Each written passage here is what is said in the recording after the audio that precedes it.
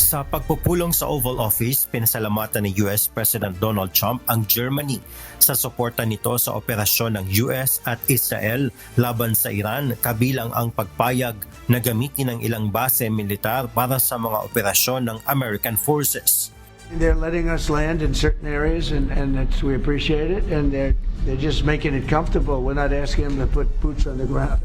Ayon kay Trump, malaki ang naitutulong ng Germany sa logistical support ng operasyon kahit hindi ito direktang kasali sa labanan. Nilinaw naman ni Germany Chancellor Friedrich Merz na anumang direktang partisipasyon ng Germany sa digmaan ay mangangailangan ng approval ng parlamento. Ipinahayag din ni Merz na magkapareho ang paninindigan ng Berlin at Washington kaugnay ng rehimen ng Iran at ang posibleng direksyon matapos ang operasyon. We are on the same page in terms of getting this terrible regime in Tehran away, and we will talk about the day after. Gayunman, inamin din ng German Chancellor na may mga panganib ang operasyon at posibleng may mga kahihinatnan ito sa rehiyon at sa ekonomiya ng mundo.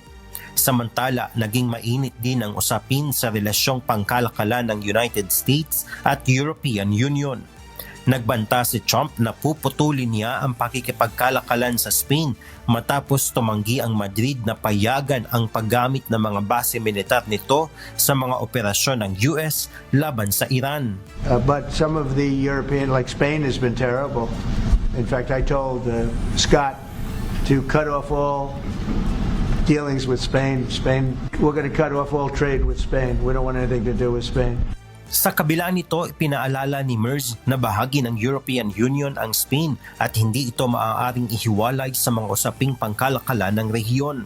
Nananawagan din siya ng pagkakaisa ng Europe sa mga usapin ng trade and security na naging bahagi rin ng talakayan ang digmaan sa Ukraine.